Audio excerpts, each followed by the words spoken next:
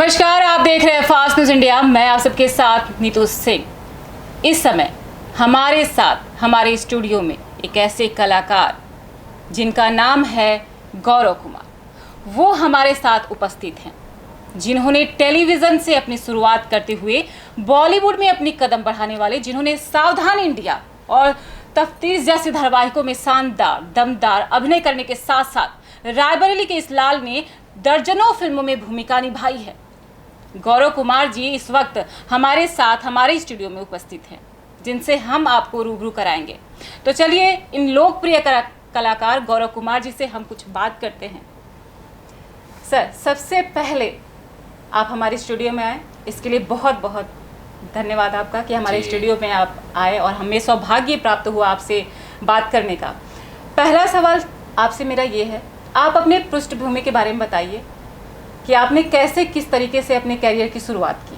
जी, मैं उत्तर प्रदेश रायबरेली का रहने वाला हूँ, जो कि एक छोटा सा शहर है, पर सोनिया गांधी जी हमेशा वहाँ से जीतती हैं, कांग्रेस का गढ़ रहा है वो, तो उसकी वजह से थोड़ा सा हाईलाइट है। तो वहाँ शहर का रहने वाला हूँ और बचपन से मेरा कुछ अलग ही करने का सपना रहा था। जैसे हमारे दोस्त यार, हम लोग खेलते थे, क्रिकेट खेलते थे, तो कोई कहता था मैं क्रिकेटर बनूंगा, कोई कहता था मैं पुलिस बनूंगा, कोई कहता था डॉक्टर बनूंगा, इंजीनियर बनूंगा। तो मैं सोच में पड़ जाता था, यार मुझे तो एक लाइफ मिली है, तो मुझे सब कुछ करना है, वो ऐसी कौन सी लाइन है कि जो मैं सब कुछ कर सकूं। तो सोच में था कि कुछ डिफरेंट करना है। तो एक्टिंग ऐसी लाइन है जिसमें आप हर कैरेक्टर जी सकते हैं। आप डॉक्टर बन सकते हैं, पुलिस बन सकते हैं, इंजीनियर बन सकते हैं, चोर बन सकते हैं, मुंडा बन सकते, कुछ भी मतलब। तो ऐसा था। तो पर छोटे शहर की बात यह कि अब जरिया कैसे कुछ करें, आगे कैसे बढ़ें। पढ़ाई चल रही थी, पढ़ाई के साथ साथ हमने कहा कि अब एक्टिंग में बढ़ना है तो क्या करें। तो इप्टा है जो कि संस्था है और हर शहर में रहता है, थिएटर संस्था है। तो रायबरेली में भी इप्टा है और पापा जी चाह रहे थे कि कुछ अलग करें, क्योंकि वो भी, उनको भी मैं गलत नहीं कहूँगा कि, क्योंकि उनके नज़रिए से कि वो चाहेंगे कि वो जिस लाइन में है उसी लाइन पे रहें। तो मैं इप्टा एक दोस्त के ज़रिए गया इप्टा में। तो इप्टा में देखा मैंने, वहाँ पे ज़्यादातर काम, सब मीटिंग हो रही है, बातें हो रही हैं, मतलब काम, प्रैक्टिकल काम कम हो रहा है। तो समझ ही नहीं आ रहा था, हम लोग का सब ऐसे ही हैं, लग रहा है सब बेवकूफ़ बना रहे हैं, ऐसा मुझे फील आया। पर ऐसा कुछ भी नहीं था। उन्होंने जाकर कहा कि जाके चाय ले आओ जाके। अब चाय घर पे कभी काम किया ना हो, तो चाय लेके आया तो बड़ा अजीब सा फील हुआ। तो पर धीरे धीरे आदत पे आया, तो पता चला कि थिएटर एक ऐसी फील्ड जिसमें सारे लोग बाहर के कहीं से कहीं के आते हैं। जैसे कोई अमीर भी आता है, गरीब भी आता है, मिडिल क्लास का भी आता है। तो सबको एक लेवल लाने पे वो थोड़ा सा काम कराते हैं, वो प्रोसेस रहता है उनका। तो वहाँ से मैं धीरे धीरे मिला, जुड़ा उनसे। और फिर मेरा प्ले हुआ था नागमंडल, जो कि गिरीश कर्नाड जी का है। 7 मार्च 2009 में मैंने शुरुआत की थिएटर से, प्ले का पहला प्ले था। और यकीन मानिए, जब उसके शो के बाद अगले दिन फ़ोटो निकली हिंदुस्तान न्यूज़ में एकदम फ्रंट में, तो वो अलग ही खुशी होती है। कितना भी पैसा हो, कुछ भी हो, उसके आगे सब बेकार है। तो वो खुशी अलग थी। तो वहाँ से फिर धीरे धीरे जोश आता गया, अब करें क्या, क्योंकि रायबरेली शहर में इप्टा में 1 या 2 प्ले होते हैं, क्योंकि वो शौकिया लोग वहाँ पे ज़्यादा है। जैसे कि कोई दुकान कर रहा है या जॉब कर रहा है, तो वो चीज़ वहाँ पे करते हैं, वो आके रिहर्सल करते हैं और 1 साल में 1-2 प्ले शौकिया प्ले करते हैं। अब प्रोफेशनल के लिए कुछ बाहर जाना ही पड़ेगा। तो वहाँ पे रायबरेली शहर में इप्टा की 1 महीने की वर्कशॉप थी।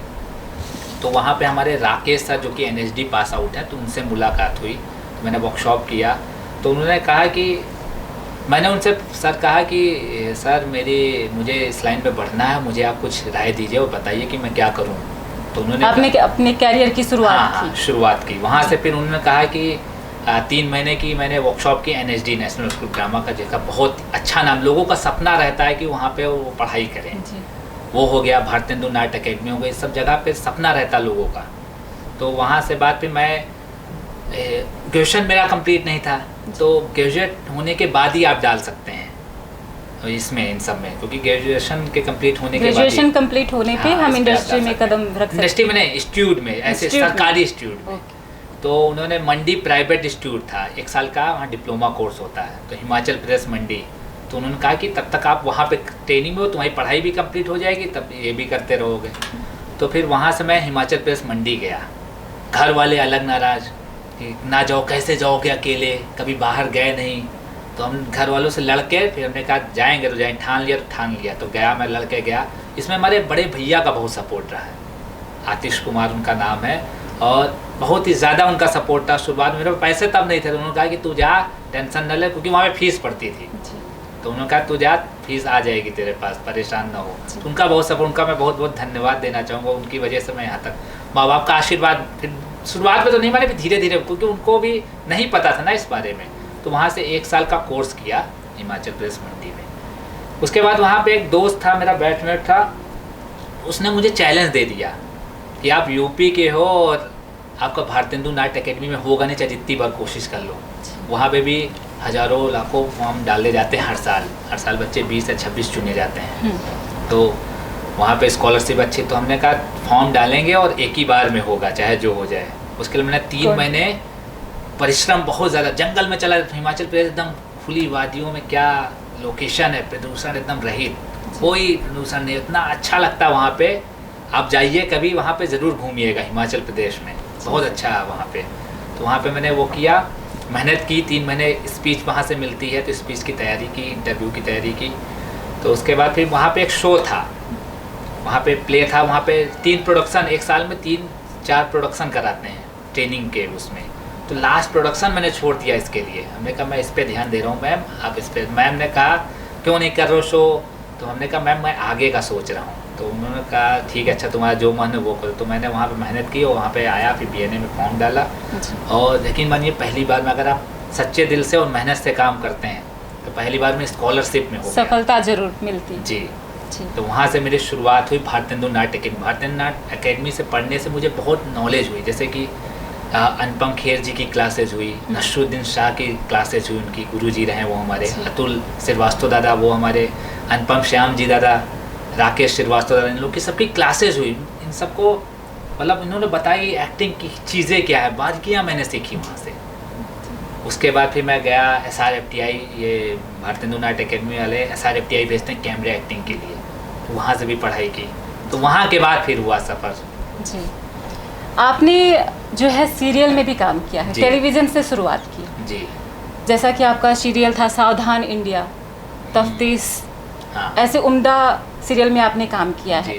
इसमें आपका अनुभव कैसा रहा, हमारे दर्शकों से साझा करें। सावधान इंडिया और तफ्तीश में जो क्राइम, सावधान इंडिया एक समय ऐसा था, भी जल्दी की बात करूँ, साल भर पहले की बात, ऐसा शो बन चुका था नंबर 1, मतलब लोग जरूर देखते थे इसको, देख के अभी तक सतर्क रहते थे जी। मतलब ऐसा शो रहता था कि उसको लोग देख के सतर्क। मैं यकीन मानो, मैं जितना फिल्मों में उतना फेमस नहीं, उतना सावधान इंडिया से लोग मुझे पहचान गए। मतलब अपने शहर में जब भी निकला तो लोग पहचान रोकें कि आप, तुम तो सावधान इंडिया में थे। तो मैं तो झूठ बोलता था कि मैं नहीं था, कोई और था।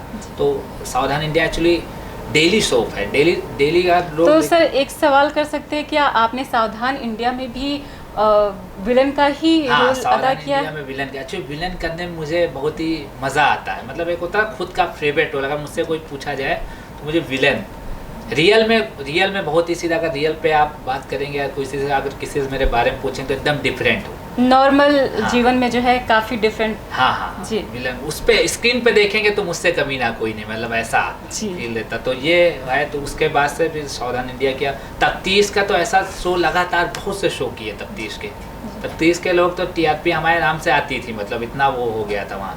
जैसे मोबिन वारसी हमारे दोस्त डायरेक्टर थे, हर समय अच्छा कोई होता है स्क्रिप्ट हमारे लिए लिखी जाती थी उसमें कि ऐसा रोल ऐसा है, वो ऐसा है। अब पंडित वाला देख लीजिए आप, ज़बरदस्त है। तो ऐसा। उसके बाद फिर फिल्म से शुरुआत हुई हमारी। फिल्म से शुरुआत ये हुई कि मैं BNA पास आउट हुआ। उसके बाद फिर हमें तुरंत ही एक फिल्म थी भोजपुरी। तो हमने भोजपुरी के नाम से वो नहीं, हमने कहा सीखना है मुझे, मैं जाऊँगा वहाँ पे सीखूँगा। तो नौशाद भाई हमारे हैं, उसके म्यूजिक डायरेक्टर बहुत अच्छे हैं वो, और उन्होंने फिल्म प्रोड्यूस कर रहे थे वो, और अरविंद पांडे जी इसके डायरेक्टर हैं। तो मैं वहाँ पे गया, केवल डंडा खड़ा रहने की सीन थी केवल। हमने कहा कोई एडिटिंग सीखना ही तो है, नहीं बताएंगे फिल्म किया है कि नहीं किया, सीख तो लेंगे। इस लाइन में सीखना बहुत ज़रूरी है। अगर आप सीख गए तो आप बहुत आगे तक जाएंगे। तो मैंने वहाँ पे वो किया। तो वहाँ संजय पांडे जी थे जो विलन भोजपुरी के बहुत ही जाने माने हैं, आप तो जान रहे होंगे उनको। तो बात वहाँ पे मुलाकात हुई उनसे, तो उन्होंने एक हमारी सीन बढ़ा दी थी पैर दबाने की। कहें कि लड़का ज़्यादा एटीट्यूड लग रहा है, इसको पैर दबवाते थे। हमने तो कोई बात नहीं, हमने पैर दबाया उनका, तो वहाँ पे इम्प्रोवाइज़ हो गई डायलॉग। तो हमने भी इम्प्रोवाइज, अब थिएटर से जुड़े हुए, इंस्टीट्यूट के पास आउट, तो इम्प्रोवाइज़ मैंने भी कर दी, तो डायरेक्टर को बहुत पसंद आया वो। और दिल से मैं गया था वहाँ पे, एकदम खड़े होने का भी रोल मैं इतनी ईमानदारी से कर रहा था कि उसमें दिख रहा था कि एक्टर है ज़बरदस्त। तो उन्होंने एक एक्टर वहाँ पे जो विलेन था उसमें लोहा सिंह का कैरेक्टर, वो आ नहीं पाया, कुछ प्रॉब्लम हुई होगी घर पे उसके। तो डायरेक्टर जी ने कहा कि ये रोल इसको दिया जाए, क्योंकि ये रोल ये बहुत अच्छे से निभाएगा। तो वहाँ से लोहा सिंह का कैरेक्टर है जो उसके मैंने वहाँ से मिला, वो खुशी अलग। अगर मैं वहाँ पे ना जाता डंडा लेके खड़े होने, क्राउड करने, तो वो लगता नहीं, फिर वो रोल मुझे ना मिलता। तो रोल छोटा बड़ा नहीं, शुरुआत में सीखने के लिए आप कोई भी रोल कर सकते हैं। ये कह सकते हैं कि जो होता है आगे अच्छे वो के लिए, आप अच्छी नीयत से जाएंगे, मेहनत से जाएंगे तो मेहनत दिखती है। अगर आप खड़े होने का भी रोल है तो आप दिल से खड़े होंगे तो वो दिखता है जी। तो ये चीज़ वहाँ से फिर लोहा सिंह, वो यकीन मानिए वो फिल्म अभी कंप्लीट नहीं हुई है, 5 साल हो गए उस फिल्म, जो कि शुरुआत उससे हुई थी जी। तो शुरुआत वो हुई, और अब जाके उसकी लखनऊ में अब जाके शूट है 5 तारीख से जी। अभी उसका तब का लुक एकदम अलग था, मैं गंजा था उसमें, एकदम डिफरेंट लुक है। तो वो लुक अब फिर से कैरी करना और फिर से वो करना, वो होता है। टेलीविज़न के बाद जो स्टार्ट किया आपने, बॉलीवुड में कदम बढ़ाया आपने, टेलीविज़न से सीधे बॉलीवुड, ठीक है। तो जो आपकी आने वाली फिल्म है नशेबाज, उसके बारे में आप क्या कहना चाहेंगे? जी, नशेबाज एक्चुअली अच्छे बजट की मूवी है और हमारे दोस्त ही डायरेक्ट कर रहे हैं, राहुल भाई, उनका इंडस्ट्री में नाम दूसरा चलता है, गैब्रियल ब्रस कर। तो उन्होंने उसके लिए बहुत मेहनत की। उसके जो गाने लिखे, आप गाने सुनेंगे तो आपके रोंगटे खड़े हो जाएंगे। उसमें एक सीधा साधा लड़का एक रहता है कि अमीर घर का लड़का, वो कैसे नशे की लत में हो जाता है, वो दिखाया गया उसमें। पूरा नशे में पूरी ज़िंदगी बर्बाद कर देता है। उसमें जो स्पीचेस हैं वो आप रोंगटे खड़े हो जाते हैं उसके। देखिए अभी भी मेरे वो स्क्रिप्ट का नाम सुनते ही रोंगटे वो हो गए। तो नशेबाज में यह है नशा मुक्ति केंद्र के ऊपर दिखाया गया है, जिसमें गोविंद रामदेव जी हैं, संजय मिश्रा जी हैं और मनोज बख्शी जी हैं, हम हैं। तो अच्छी कास्ट हैं और हीरोइन भी बहुत अच्छी तारा लिशा जी हैं और राहुल भाई खुद उसमें रोल कर रहे हैं उसमें। और बहुत अच्छा कॉन्सेप्ट है। कोई कॉन्सेप्ट अभी पूरा तो बता नहीं सकता, कि पूरा बताऊंगा तो रिलीज़ के समय बताऊंगा। रिलीज़ के समय फिर आऊँगा, फिर से इंटरव्यू दूंगा, उस पर मैं बताऊँगा कि क्या है कॉन्सेप्ट। और नशा मुक्ति केंद्र अभी कुछ साल पहले अपने यूपी में सारे नशा मुक्ति केंद्र बंद कर दिए गए, तो उसके ऊपर रियलिस्टिक पे पूरा दिखाया गया है। तो नशेबाज फिल्म में जब आप काम कर रहे थे जी, तो निर्माता और निर्देशक के साथ वहाँ पे कुछ आपके साथ कुछ बातें होंगी जो आपने उनसे साझा की होंगी, कुछ ऐसी बातें, दिलचस्प बातें जो हुई होंगी, वो आप हमारे दर्शकों को बताइए। जी, नशेबाज का रोल एक्चुअली नशा इतना करता है वो कि नशे में रियलिस्टिक कैसे दिखे, क्योंकि कोई एक्टर होता है कि नशा नहीं करता तब भी दिखना। तो फील, आप एक्टिंग होती है हमेशा फील से। अगर आप फील करना सीख गए तो आप कोई भी एक्ट कर सकते हैं। ज़रूरी नहीं कि आप नशेबाज बने तो आपको नशा करना ही ज़रूरी, कि ड्रग्स ले रहे हैं आप, तो ड्रग्स से मतलब कोई को चाकू मारना है, गोली मारनी तो रियल में मार दिया, तो वो चीज़ नहीं, आप उसको फील कर। जैसे पुराने ज़माने में हमारे कॉमेडी वो थे जॉनी लीवर, जो पीते थे शराब, कभी पीने उन्होंने क्या नशे से एक्टिंग किया, शराबी की एक्टिंग क्या करते थे। तो वैसा है, तो ऐसा है कि आप मेहनत करेंगे, फील करेंगे। एक्टिंग हमेशा फील से होती है, तो फील है। तो इस फिल्म के अलावा, नशेबाज फिल्म के अलावा आपकी और भी आने वाली फिल्में कौन कौन सी हैं, इसके बारे में आप जैसे कि अभी हमारे आने वाली झुमकी, जो कि अभी रिसेंटली रेप के केस चल रहे हैं, उस पर रेप के ऊपर, फुल रेप के ऊपर फिल्म है। उसमें दिखाया गया लड़की के ऊपर अत्याचार किया तो लड़की ने क्या किया। मतलब उसने पुलिस जाती तो पुलिस की मदद भी ले सकती थी, पर पुलिस की मदद जानता है कि वो लड़का बहुत अमीर है, वो छूट जाएगा। उसने खुद बदला लिया और कसम से वो फिल्म जब रिलीज होगी और देखेंगे वो रेप करने वाले जो आजकल ऐसा कांड चल रहा है, कहाँ जाएंगे वो देखकर। हाथरस में भी एक घटना, हाँ, अभी जल्दी ऐसा हुआ है। कितनी गलत बात है। लोग, मैं तो ऐसा केसेस सुनकर बहुत परेशान हो जाता हूँ कि लोग इंसान से हैवानत हो गए, राक्षस हो गए हैं लोग। इतना ज़्यादा लोग कैसे कोई कर सकता है। अरे आपको करना तो जल्दी शादी कर लीजिए, जल्दी शादी करा दीजिए इन लोगों की, जो भी हो।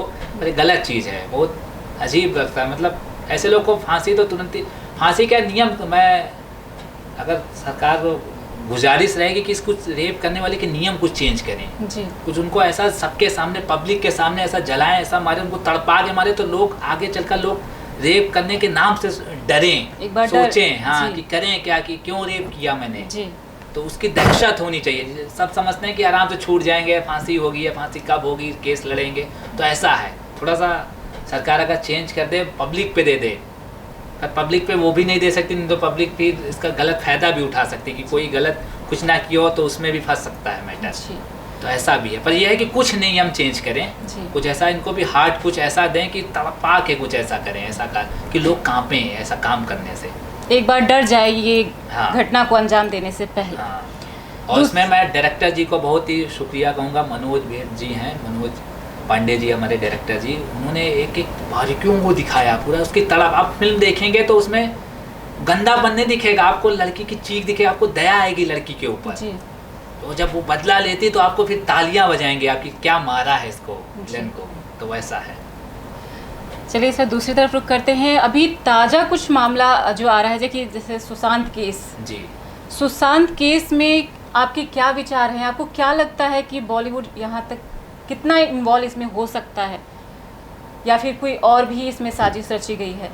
क्या आपके विचार हैं? आप मेरे दर्शकों से साझा करें। बिल्कुल बिल्कुल। बात यह है कि सुशांत सिंह केस का बात यह है कि वो भी एक मिडिल क्लास फैमिली से ही थे, बिहार के रहने वाले, और बहुत ही स्ट्रगल कर कर उनका सीरियल आता था जी। पवित्र रिश्ता। पवित्र रिश्ता। उससे ही वो, उसके बाद से वो उठे, उनकी क्या जो फिल्म आई थी उससे और ज़्यादा उठे। जी। वो तो धीरे धीरे उन्होंने मेहनत की, मतलब कोई स्टार का कोई बेटा नहीं था। जी। काफ़ी समय, हाँ। कम समय में उन्होंने बहुत ही अच्छा रिस्पांस और अच्छा लेवल, एक लेवल होता है जैसे धोनी, MS धोनी फिल्म के बाद उनका लेवल एक अलग हो गया, जी। मतलब एक स्टारडम वाली फीलिंग आने लगी। स्टारडम लोगों को लगता था कि ये एक नया स्टार हुआ है बॉलीवुड का, जी। तो ऐसा था। तो अब CBI जो केस चल रहा है, तो मैं उसका हमेशा CBI जी जो जैसा कर रहे हैं, एक एक मुद्दे पे निकल रहे हैं, बहुत अच्छी बात है। और मेरे हिसाब से जो भी इसका गलत हो तो उसको सज़ा ज़रूर मिलनी चाहिए, वो चाहे जो भी हो, जी। चाहे वो बॉलीवुड से हो चाहे राजनीति से हो। जी। जो गलत करे उसको सज़ा ज़रूर मिलनी चाहिए, क्योंकि केस तो कुछ दिन पहले लग रहा बंदी हो जाएगा, पर आम पब्लिक की वजह से केस को फिर से खोला गया और फिर से CBI के पास गया, तो पब्लिक का बहुत ही सहयोग रहा इसमें। अगर पब्लिक चाह जाए तो कुछ भी हो सकता है। रिसेंटली अभी फिल्म आई थी उनकी, महेश भट्ट जी की, अब पब्लिक ने चाह गया तो देखे कितने डिसलाइक मिले उसमें, फिल्म को फ्लॉप हो गई। बहुत तो आप पब्लिक के ऊपर है, पब्लिक क्या चाहती है। पब्लिक अगर एक हो जाए कुछ भी कर सकती है, तो ये चीज़ होना बहुत ज़रूरी, पब्लिक को एक होना बहुत ज़रूरी है। और सर अभी जैसे कंगना रनौत जी। और उद्धव ठाकरे जो हैं हमारे, उनके जो है शिवसेना द्वारा जो उनकी ऑफिस तोड़ी गई थी, इस पर आप अपना विचार क्या रखना चाहेंगे? क्या ये सही था या गलत, क्या विचार है? ऑफिस देखिए, बात करना और बातों बातों में करना, तोड़ फोड़ नहीं करनी चाहिए थी। तोड़ फोड़ ये गलत है। अब बात कीजिए ना, बात आपने भी गलत शब्द बोले, उन्होंने भी गलत बोले, मतलब शब्द पे शब्द की लड़ाई हुई, तो फिर ऑफिस तोड़ने की ये तो फिर गुंडागर्दी हुई है ना। जी। तो चीज़ें ये हुई है कि आप ये नहीं करना चाहिए था। हाँ, कंगना जी के बारे में तो बोलूँगा कि वो किसी से डरती नहीं और खुला बोलती हैं। ऋतिक रोशन जी के साथ अभी बीच में बवाल हुआ था, उन्होंने खुला बोला। कोई भी एक्टर से वो नहीं डरती, वो एकदम झांसी की रानी वाला पूरा काम करती हैं कंगना जी। तो अपने हिसाब से उनका पब्लिक सपोर्ट भी देखिए, इससे उनका पब्लिक सपोर्ट भी बहुत बढ़ गया। आज अगर एक फिल्म में आ जाए कंगना रनौत जी या सोनू सूद जी आ जाएं, तो एक पब्लिक का नज़रिया अलग रहेगा फिल्म देखने का, क्योंकि उन्होंने जो ऐसा काम कर दिया वो ज़िंदगी भर हमेशा के लिए काम किया। तो ये है, सोनू सूद जी देखिए विलन करते हैं, देखिए कितना अच्छा काम किया उन्होंने लॉकडाउन में, इतनी अच्छा, मतलब कोई को उम्मीद नहीं थी कि कोई कुछ भी कर सकता, खुद जाकर बंदा ऐसा भी हो सकता है पैसा दे के काम करा सकता था, मतलब खुद जाकर सबको बैठाया, इतनी उन्होंने दुआएं ली, वो दुआएं हमेशा उनके काम आएगी। और बहुत ही अच्छे इंसान है और ऐसे ही मदद वो हमेशा करते रहे। उन्होंने जहाँ तक ये भी किया कि किसी गाय चोरी हो गई या वो चली गई, भैंस हो गई, वो हो गया, तो उनको ट्रक दिलाया पूरा बैल के लिए, तो ये बहुत बड़ी बात है। उन्होंने तो व्हाट्सएप उस पर भी कह दिया था कि किसी की कोई भी प्रॉब्लम हो तो बताएं जी। और उन्होंने अपने हिसाब से बहुत ज़्यादा किया जी। तो उनका मैं सही में उनके साथ ज़रूर काम करना चाहूँगा, उनसे मिलूँगा, बहुत ही अच्छे और नेक बंदे हैं वो। एक और सवाल सर आपसे मेरा है, मुंबई में क्या बिहार से यूपी से जो कलाकार जाते हैं उनको औरों की अपेक्षा और बॉलीवुड की अपेक्षा कमतर आंका जाता है? कहाँ तक उनको वहाँ जगह मिल पाती है? देखिए, ये चीज़ें तो हर प्लेटफॉर्म, मतलब हर चीज़ में है जैसे कि आप पुलिस का बेटा हो तो पुलिस वाले सोचते हैं कि हमारा ही बेटा जाए, इंडस्ट्री का हो, अब एक्टर हो तो सोचेंगे हमारा बेटा आगे जाए। तो ये हर जगह है, ऐसा नहीं कि इंडस्ट्री में है, तो ये हर जगह हर लाइन पे होता है ऐसा। तो बात ये है कि इंडस्ट्री में भी है, तो थोड़ा सा कोई भी हो, अगर ऑफकोर्स कोई भी अगर चाहेगा तो कहेगा, सोचेगा कि मेरा बेटा पहले जाए, पर ये नहीं कि ज़बरदस्ती किसी को हटाया जाए। अगर वो टैलेंटेड है, नया बच्चा टैलेंटेड है, इंस्टीट्यूट का पास आउट टैलेंट है, तो उसको भी मौका दिया जाए। तो ये हमेशा जब से सुशांत सिंह का केस हुआ है तो तब से थोड़ा सा लोग बड़े सतर्क हो गए हैं। मतलब अब डरते भी, अगर इसको अगर चांस यार उसको ना दिया जाए। या यूँ कहें कि यूपी के और बिहार के कलाकार वहाँ एक बार जाने से पहले ये सोचेंगे कि सुशांत केस जो चल रहा है, क्या ये मैटर आगे भी जो यूपी के बिहार के लोग हैं उनके साथ भी क्या आगे हो सकता है। तो वो सतर्क रहें और कभी भी हार ना माने। जैसे अब सुशांत सिंह का भी केस तो सॉल्व नहीं हुआ, जैसे कि फांसी के बारे में बताया जा रहा है। तो अगर फांसी भी अगर उसने लगाया होगा तो किस हाल पे लगा, फांसी कोई ऐसे नहीं लगाता जल्दी। जब जिंदगी से हार जाता है तभी लगा सकता। कोई आदमी अपने आप को मारना, सबकी दम नहीं होती मारने में, हाथ कांप जाते हैं मारने में, अपने आप को मारने में। इतना अच्छा स्टारडम कोई चीज़ की कमी थोड़ी ना थी। 15 करोड़ 10 करोड़ रुपए एक फिल्म का ले रहा था, अच्छा खासा बैंक बैलेंस, अच्छा खासा नाम, काफी कम समय में अच्छा खासा परिवार, जो कि खुशी का परिवार। तो चीज़ें ऐसा क्यों किया हो या क्या किया, क्योंकि इसके बारे में अभी मैं फैक्ट तो नहीं बता सकता कि उनका मर्डर हुआ है या उन्होंने, ये तो आप सीबीआई जी खुद ही निकाल देंगे, जैसे कि आपका जल्द से जल्द आपको पता चल जाएगा। सावधान और सतर्क। हाँ, बिल्कुल, क्योंकि अभी आप डायरेक्ट आप कोई चीज़ नहीं बोल सकते जब तक आप देखें ना हो, या मतलब सब कुछ का फैसला ना आ जाए। तो इस विषय में आप निर्णय नहीं ले सकते अभी जी। और एक सवाल है सर हमारा। जी बिल्कुल पूछिए। इस क्षेत्र में जो फ्रेशर कलाकार आने वाले हैं, आना चाहते हैं, अपनी लाइफ को आगे ले जाना चाहते हैं, उनको आप क्या टिप्स देना चाहेंगे? जी, ये क्वेश्चन आपने बहुत अच्छा किया। और मैं अक्सर इंस्टीट्यूट में जाकर क्लासेस भी देता हूँ, तो अपने स्टूडेंट को ये भी बताता हूँ कि आप अपने आप को जानिए कि आप करना क्या चाहते हैं। सबसे पहले आपका एक फोकस क्लियर होना चाहिए कि आपको एक्टिंग करनी है या पुलिस में जाना है या डॉक्टर बनना है। तो अगर एक्टर बनना है तो एक्टर ही बनना है। फिर ये नहीं कि कुछ भी कर लिया, फिर ये भी कर लेते हैं, उसके साथ ये भी कर लेते हैं, वो भी 10 नावों में चल रहे रहते हैं। एक्टर भी कर लेते हैं, फिर डायरेक्टर भी बन जाते हैं, फिर वो भी बन जाते हैं, कैमरामैन भी बन जाते हैं। तो ये चीज़ ना करिए, एक चीज़ रहिए और कायदे से रहिए। मतलब कायदे से रहे, उसको ठान लीजिए कि अब ज़िंदगी मौत इसी पे है, चाहे जो हो जाए। तो काम खाना ना मिले कोई ने, एक्टिंग अगर कैमरे के सामने एक्टिंग करने को मिल जाए बस वही चाहिए, खाना भी ना मिले कोई, तो जुनून होना चाहिए। जुनून। मैं आपको झुमकी फिल्म के आप बताऊँ, याद आ गया, ठंड थी, दिसंबर की ठंड, और दिसंबर की ठंड आप जान रहे कितने दिसंबर जनवरी में कितनी ज़्यादा ठंड होती है। तो एक मेरी सीन थी, जो लड़की रहती, हीरोइन रहती, मुझे मारती है, तो मैं केवल हाफ पहना हुआ था और लोहे की सरिया में 13वें मंजिल में बंधा हुआ था। लोहे की सरिया, वो इतनी तेज़ हवा चल रही थी। अगर आप मेकिंग देखेंगे सब लोग जैकेट पता नहीं क्या क्या पहने हुए, कंबल अम्बल ओढ़े, पर मैंने जुनून था, हमने कहा करो। देखे 3 रात मैंने ऐसे शूट किया, वो भी ठंड में। तो ये होता है जुनून। एक लड़का तो बहुत ही दिक्कत आ गई थी, उसको प्रॉब्लम आ गई थी, तो हमने कहा जुनून। एक स्विमिंग पूल की एक शॉट थी, सुबह 6 बजे की। स्विमिंग पूल में पानी इतना ठंडा था वो गर्म नहीं हो सकता था। तो उन्होंने डायरेक्टर जी ने कहा सीन काट देंगे। हमने कहा नहीं, सीन नहीं कटेगी, चाहे जो हो जाए, हम रहें ना रहें।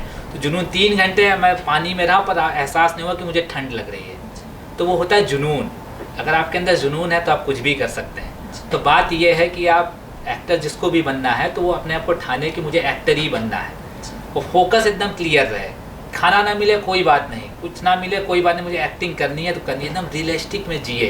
जैसे कोई चीज़ का कैरेक्टर कर रहा, पुलिस का कर रहा, पुलिस को ऑब्जर्व करें। ऑब्जर्वेशन बहुत ज़रूरी है। आप स्टेशन में जाइए, सबसे ज़्यादा ऑब्जर्वेशन वहाँ पे अच्छा है। स्टेशन में आपको कई तरीके के लोग मिलते हैं। अगर आपको कैरेक्टर में काम करना है तो स्टेशन चले जाइए, रेलवे स्टेशन। वहाँ पे आप बैठिए और देखिए, लोगों को ऑब्जर्व करिए, तो आपको बहुत ही कैरेक्टर जीने का मौका मिलेगा। और किसी दूसरे के बहकावे में ना आइए। जैसे बहकावा ये कि अरे यार तू तो बहुत स्मार्ट लग रहा, क्या बॉडी बनी, 6 पैक्स है, चला जावे हीरो बन जाए, मतलब एक्टिंग कर जाके। पर एक्टिंग कैमरे के सामने मैं यकीन बताऊँ अच्छे पसीने छूट जाते हैं। अगर आपको एक्टिंग के बारे में नहीं पता, तो बात यह है कि आप अपने आप को जानिए, किसी दूसरे के बहकावे में ना आइए। दूसरे के बहकावे में आएंगे तो अपना करियर बर्बाद करें। आप चले गए मुंबई स्ट्रगल करने, काम मिल नहीं रहा क्योंकि एक्टिंग आती नहीं है, तो काम नहीं मिल रहा, 5 साल स्ट्रगल किए, कहें फिर बोल देते हैं इस लाइन बेकार है, ये लाइन। अरे क्यों बेकार है यार? क्योंकि आप उसके लिए मेहनत करें, उसके लिए ट्रेनिंग लीजिए। आप नेशनल स्कूल ऑफ ड्रामा करिए, भारतेंदु नाट्य अकेडमी करिए और FTI करिए, ग्रेजुएशन कंप्लीट करके आप इसमें फॉर्म डालिए। अब तो आपके बनारस में भी खुल गया 1 साल का NSD की ब्रांच, भारतेंदु नाट्य अकेडमी की भी 1 साल की खुलने वाली, शायद 1 या 2 साल की इधर। बहुत अच्छी बात कि बनारस में भी ऐसा है, तो ये सब कर सकते हैं। और टिकटॉक से मैं हमेशा खिलाफ रहा हूँ टिकटॉक के। तो लोग आजकल लोग ऐसे हैं जो आम आदमी हैं, टिकटॉक मेरे हिसाब से आम आदमियों के लिए, जिससे नहीं उन्हें टाइम पास करना, जो जॉब करते हैं बोर हो चुके हैं तो उनके लिए मस्ती में बना दिया। कोई टिकटॉक से कोई एक्टर नहीं बन सकता मेरे हिसाब से। तो टिकटॉक स्टार अलग होता है, वो फेमस हो जाएगा, गाना वाना कर लेगा, पर एक्टर कोई नहीं बन सकता। जैसे नवाजुद्दीन सिद्दीकी उन्होंने थिएटर करके वो गए हैं। तो आप टिकटॉक में जैसे कि कोई एक्टिंग कर दिया, कोई उसमें बोल रहता है, बहुत ईजी रहता है, कोई भी लिपसिंग कर सकता है आम आदमी। उसमें लिपसिंग कर दिया, मज़ा आ गई, लोगों को कहा कि बहुत अच्छा है तो स्टार हो जाएगा, आ जा मुंबई जा। तो ऐसा ना होइए, आप एक्टिंग बाकायदा करिए। आप अगर प्राइवेट में भी कर सकते हैं, अगर आपके पास पैसा है तो आप प्राइवेट इंस्टीट्यूट में भी कर सकते हैं, और सरकारी में करेंगे तो बेटर है। सरकारी में ये है कि स्कॉलरशिप भी आपको मिलेगी, पर मेहनत बहुत है सरकारी में, मेहनत करनी पड़ेगी। तो गौरव कुमार जी, आपसे मेरा आखिरी सवाल ये है कि हमारे चैनल के माध्यम से हमारे दर्शकों को आप क्या बताना चाहेंगे? जी, सबसे पहले दर्शकों को ये बताऊंगा कि सबसे ज़्यादा एक कोरोना काल चल रहा है, इस पर सेफ रहें आप लोग। जहाँ भी जाएं मास्क लगा कर निकले और थोड़ा सा दूरी बनाए रखें सबसे, और अपनी सेफ्टी है, अगर आप अपने में सेफ रहेंगे तो सबसे बेटर है। और इम्यूनिटी सिस्टम आप मजबूत रखिए, अपना खाने पीने में थोड़ा सा ध्यान दिए, एक्सरसाइज ज़रूर करिए। एक्सरसाइज अगर आप करेंगे तो आपको कोई दिक्कतें नहीं आएगी, कोरोना कोई आपके पास ही नहीं आएगा। और चैनल का बहुत बहुत शुक्रिया करूँगा, बहुत अच्छा चैनल है, मैंने इसके बारे में सर्च किया था, बहुत ही अच्छा चैनल है। बनारस का तो और अच्छा, एकदम टेलीकास्ट TV पे भी आता है शायद, ऐसा है।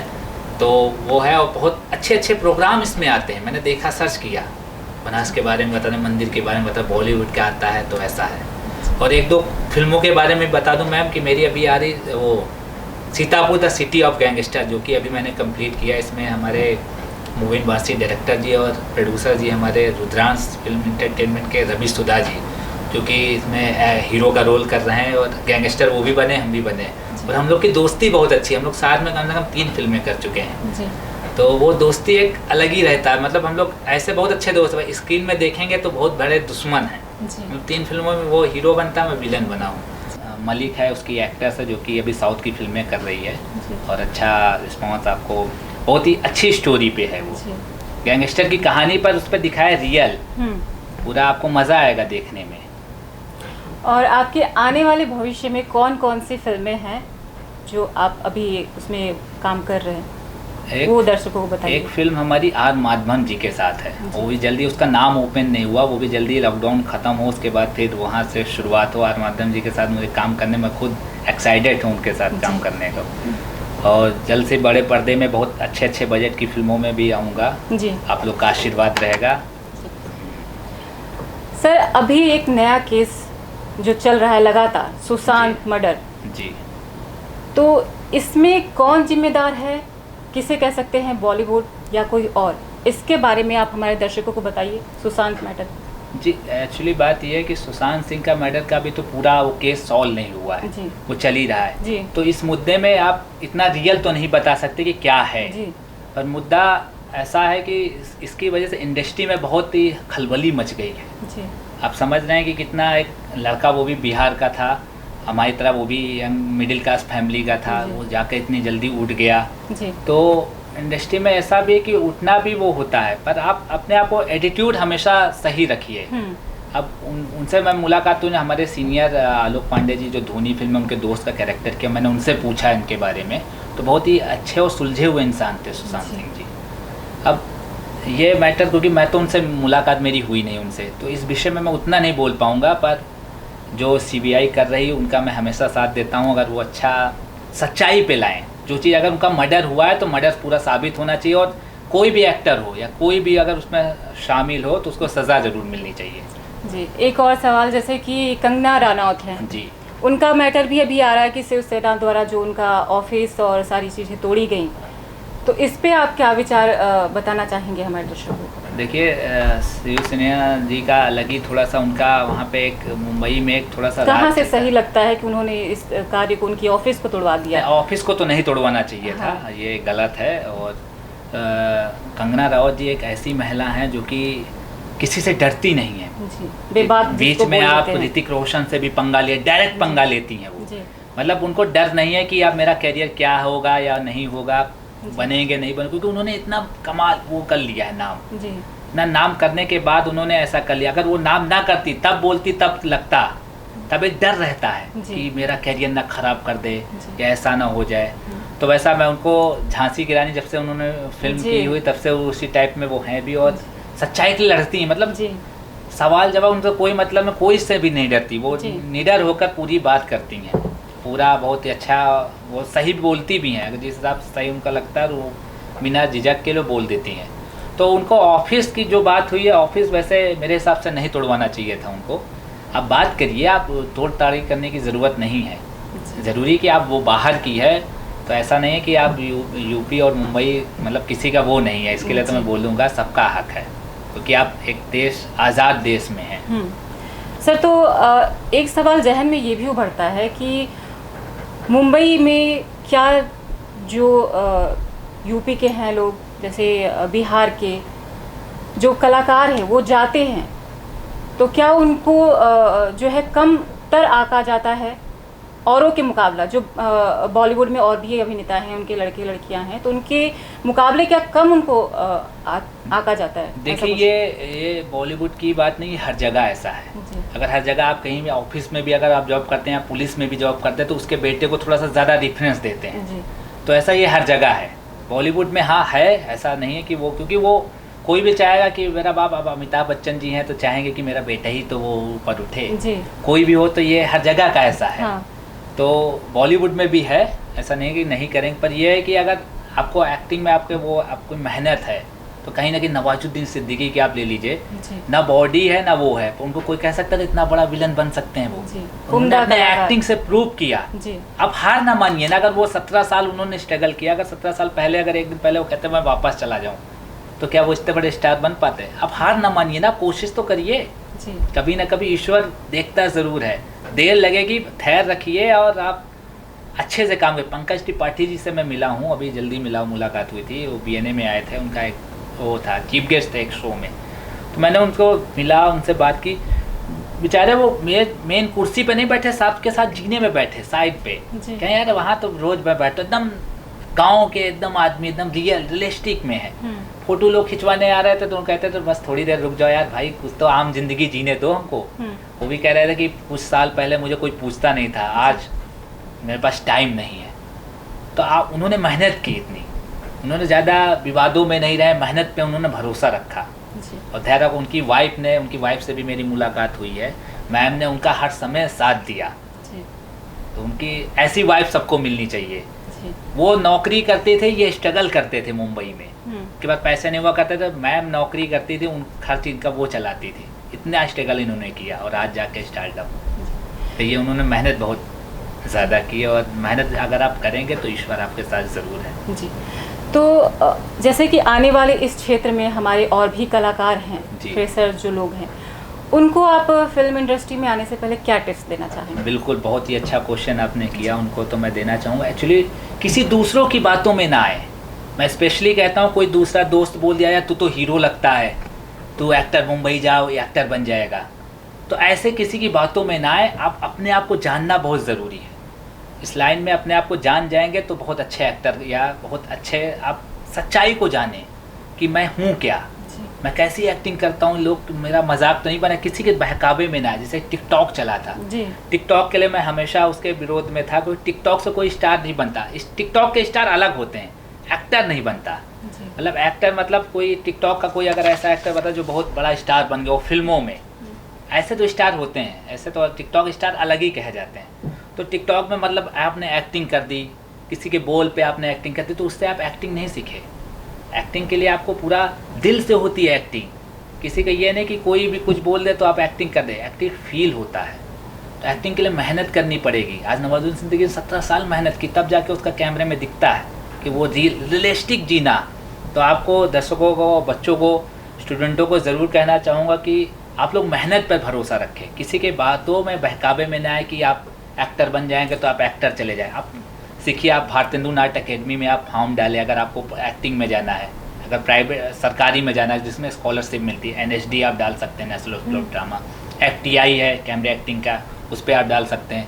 MPHD खुल गया है, बनारस में भी आपके खुला हुआ है NSD की ब्रांच, तो आप वहाँ से पढ़ाई करिए अगर आपके पास बजट कम है, क्योंकि ये इसमें मेहनत आपको लगेगी, क्योंकि आपको फॉर्म डालना पड़ेगा, बाकायदा इसकी मेहनत करनी पड़ेगी। बाकायदा पता नहीं हज़ारों लाखों लोग डालते हैं फॉर्म, उसमें 20, 25, 26 लोग चुने जाते हैं, तो आपको मेहनत तो करनी पड़ेगी। और जो जिसके पास पैसा वो प्राइवेट इंस्टीट्यूट पे करे, सीख के जाएगा तो उसके लिए बेटर है। क्योंकि आपको मैंने खुद ऑडिशन में मैंने देखा, मैं श्री राम सेंटर पे दिल्ली में मैं शो कर रहा था अपने BNA का, तो वहाँ पे नीचे यशराज मेनन का ऑडिशन था, तो अपना खुद का एक्सपीरियंस बता रहा हूँ। तो वहाँ पे मैंने देखा कि इतनी लंबी लाइन ऑडिशन के लिए, एक से एक बॉडी बिल्डर, एक से एक स्मार्ट, BMW से आ रहे हैं, ऑडी से आ रहे हैं, एकदम स्मार्ट हीरो फेल उनको देख के, पर एक्टिंग नहीं, बॉडी से कोई एक्टिंग नहीं कर पाता। बॉडी प्रकाश राज विलन जो बनते हैं उनकी बॉडी नहीं है, पर उनका एक्टिंग से वो चलता है। तो आप एक्टिंग में अगर फोकस करेंगे तो बहुत, तो मैंने सोचा यार मैं तो इनके सामने कहीं टिकता ही नहीं हूँ, इतने स्मार्ट से, इतने हाइटेड, क्या करूँ मैं, तो डिफरेंट। आप अगर एक्टिंग में आप मजबूत रखेंगे तो आप पक्का कुछ ना कुछ बनेंगे। और आपके पास उदाहरण नवाजुद्दीन सिद्दीकी दादा जो हमारे हैं, उदाहरण पे वो आप देख सकते हैं कितने भयंकर विलन बन गए, पतले हैं पर विलन देखिए। उनको शो में, थिएटर में, प्ले में रोल नहीं मिलता था, आज वो कहाँ पहुँच गए हैं। राजपाल यादव जी को देखिए जो हमारे सीनियर दादा हैं, हाइट कितनी कम है पर आज उन्होंने दिखा दिया कि हाइट कम से कुछ नहीं होता। आप अपने माइनस पॉइंट को मजबूत बनाइए, उसको वो बनाए। उन्होंने कहा कॉमेडी में चलूँगा मैं, कॉमेडी आज आप सबको तो बताने की ज़रूरत नहीं है, तो उन्होंने अपने आप को प्लस पॉइंट बनाया, अपनी कमज़ोरी को, तो ये होता है। आखिरी सवाल चलते चलते आपसे सर, हमारे चैनल के माध्यम से हमारे दर्शकों को आप क्या बताना चाहेंगे? जी, दर्शकों को यही बताऊंगा कि चैनल बहुत अच्छा है, और चैनल के बारे में क्या करूं, मैंने सर्च भी किया था कल इसके बारे में, बहुत अच्छा रिस्पांस है। बनारस का बहुत ही अच्छा चैनल माना जाता है मेरे हिसाब से, मैंने देखा भी। और संदेश देना चाहूँगा कि आप लोग, जैसे कोरोना काल चल रहा है इस समय सेफ रहें, और जहाँ भी जाएँ मास्क लगा कर निकलें, और सेफ्टी ज़रूर रखें, और चैनल को ज़्यादा से ज़्यादा लोग देखें, क्योंकि चैनल के माध्यम से लोग सच्चाई को जान सकेंगे। बहुत बहुत स्वागत सर आपका, गौरव गुप्ता जी, आप हमारे स्टूडियो में आए, हमारे दर्शकों को और अपनी जो है कला कैसे आगे बढ़ते हैं सारी चीज़ें आपने बताया, तो इसके लिए बहुत बहुत धन्यवाद। और आगे भी बहुत सारे ऐसे शख्सियत और कलाकार को लेकर आपके सामने फिर से उपस्थित होंगे, तब तक के लिए दीजिए इजाज़त, धन्यवाद।